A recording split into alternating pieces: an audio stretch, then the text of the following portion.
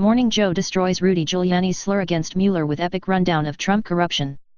MSNBC's Joe Scarborough called out Rudy Giuliani for accusing special counsel Robert Mueller of running a tainted investigation of President Donald Trump and his campaign.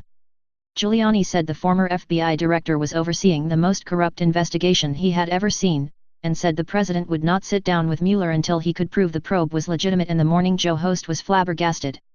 It would be breathtaking if he had not beclowned himself such a long time ago, Scarborough said. He will tell you that he's been knighted by the Queen of England.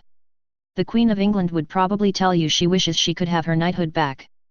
Then he called Giuliani's bluff and started a lengthy rundown of every Trump campaign officials who has pleaded guilty to or been indicted on charges in the Mueller investigation, along with a list of ethical violations by administration officials.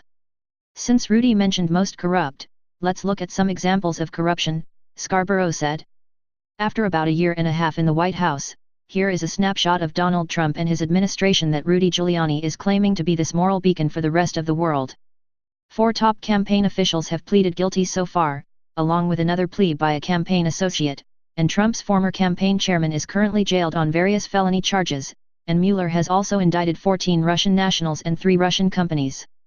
Yeah, that's what you call corrupt, Rudy, Scarborough said. He compared Trump's personal character to Mueller's, and shamed Giuliani for defending the president against a man who had dedicated his life to public service. Robert Mueller was fighting in the jungles of Vietnam while Donald Trump was graduating from an Ivy League university, on the same day that dozens of Americans were killed, Scarborough said. We know who is corrupt here, we know who is not corrupt here. We just want to thank you for reminding us of all the corrupt things the guy that you're shaming yourself for has engaged in over the past year and a half, he continued. Here is the amazing thing. It's only a year and a half.